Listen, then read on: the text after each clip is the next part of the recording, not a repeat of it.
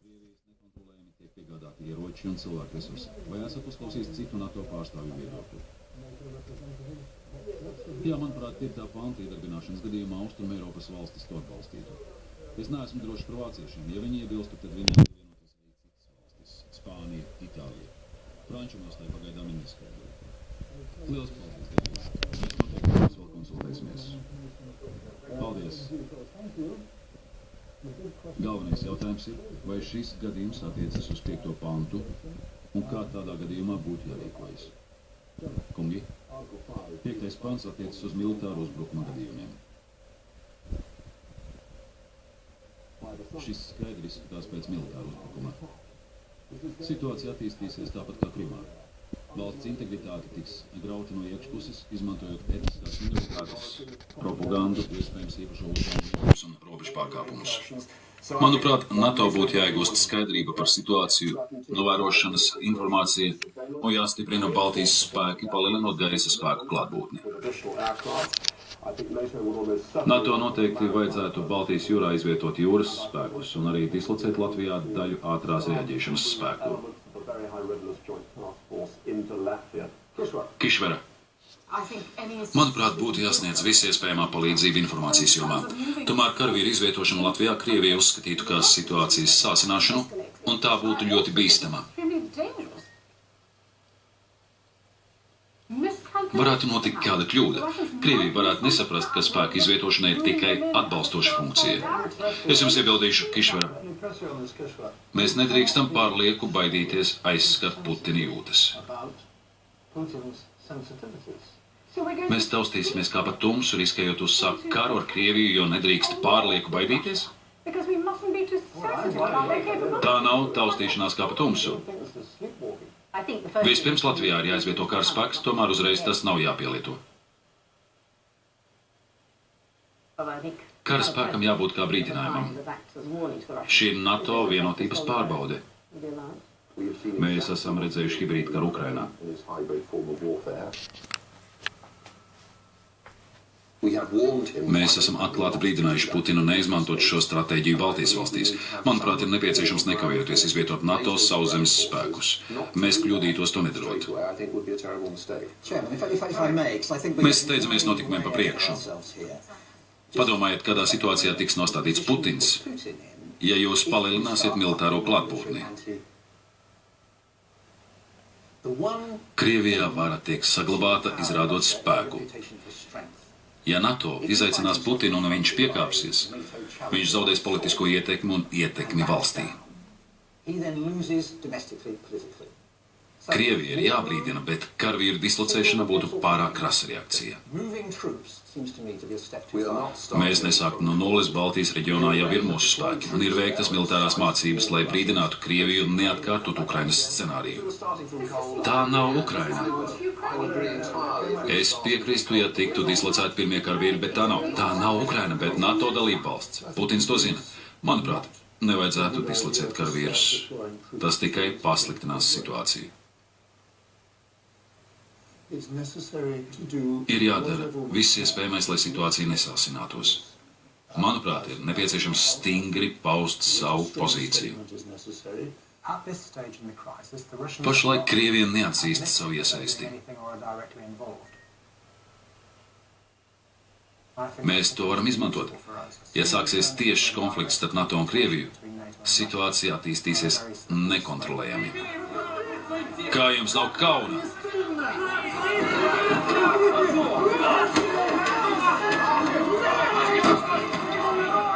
Pilsētas mēram šodien referenduma pasludināšanas dēļ tika liekta piekļuve domes ēkai.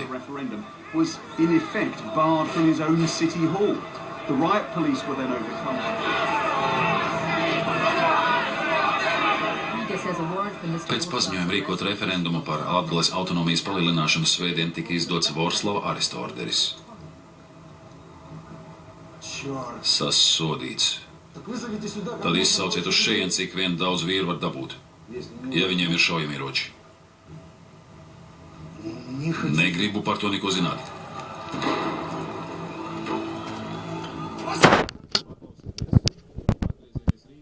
Un pasakiet, ka latgalieši tā nevarēs ievietēt.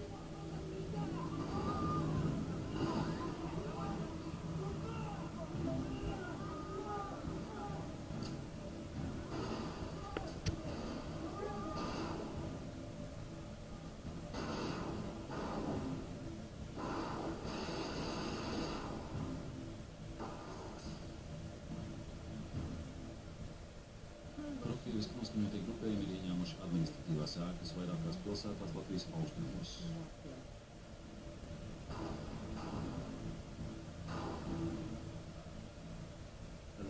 Metāli no Daugavpils domas ir nogalināts policists un ir vairāk ievainotie. Latvijas armija ir nosūtīta atjaunot kārtību. Separātisti kontrolē aptuveni 20 km Krievijas robežas. Latvijas iekšlietu ministrs Ēriks Jirts šodien intervijā ir teicis, ka nav šaubu, kas separātistus atbalsta un nodrošina ar bruņojumu. Izlūkdienesti liecina, ka robežu nelegāli šķērso liels daudzums bruņotu cilvēku no Krievijas.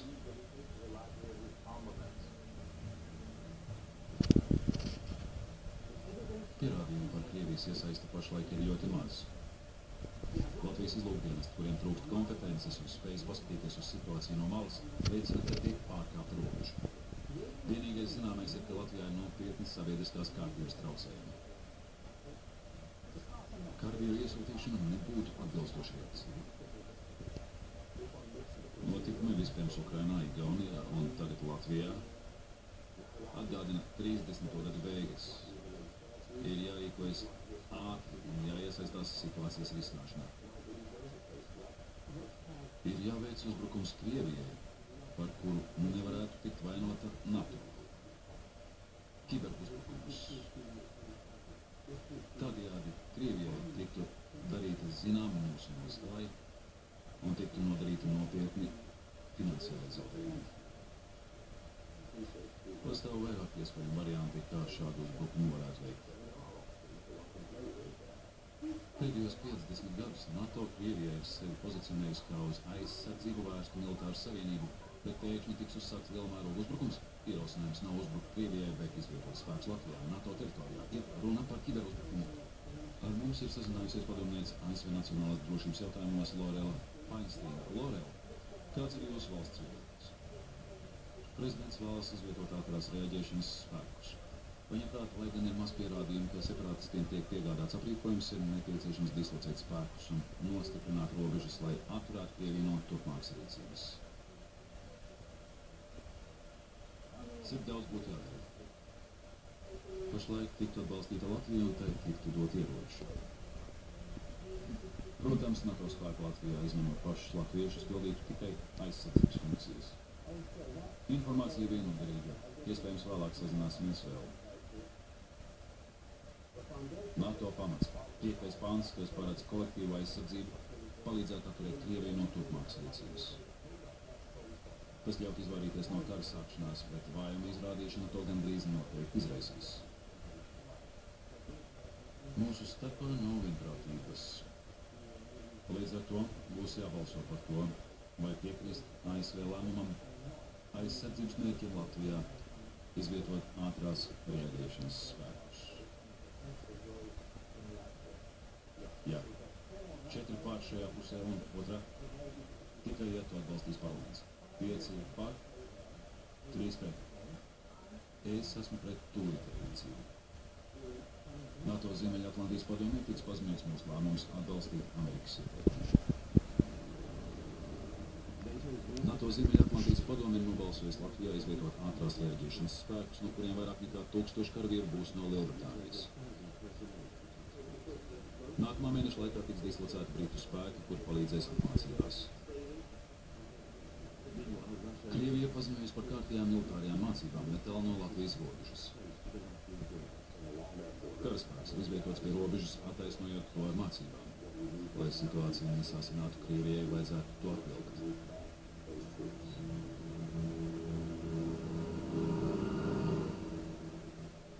Neilgi pirms saulēkta Latvijas armija uzsāka militāro operāciju Daugavpils lidostas atgūšanā. Prokrieviskie separātisti izrādīja nopietnu pretestību.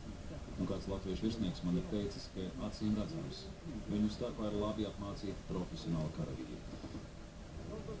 Daugavpils iedzīvotāji cieši, jo Rīga neļauj pilsētai pievest pārtiku un medikamentus. Rīga cenšas mūs nomērdēt badā. Viņi soda latgaliešus, jo viņi pastāv par savām tiesībām.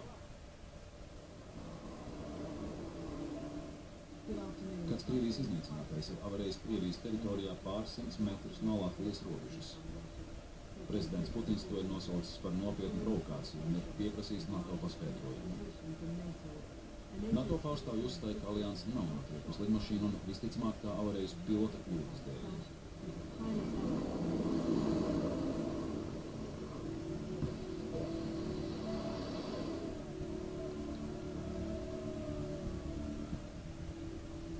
Ir notriekts helikopters, kurš pārvietoja karavīrus uz militāro bāzi.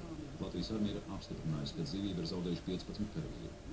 NATO pārstāvji man ir teikuši, ka viņuprāt lidaparāts ir notriekts ar zemegaisa tipa raķeti, kur ir izšauta no Krievijas teritorijas.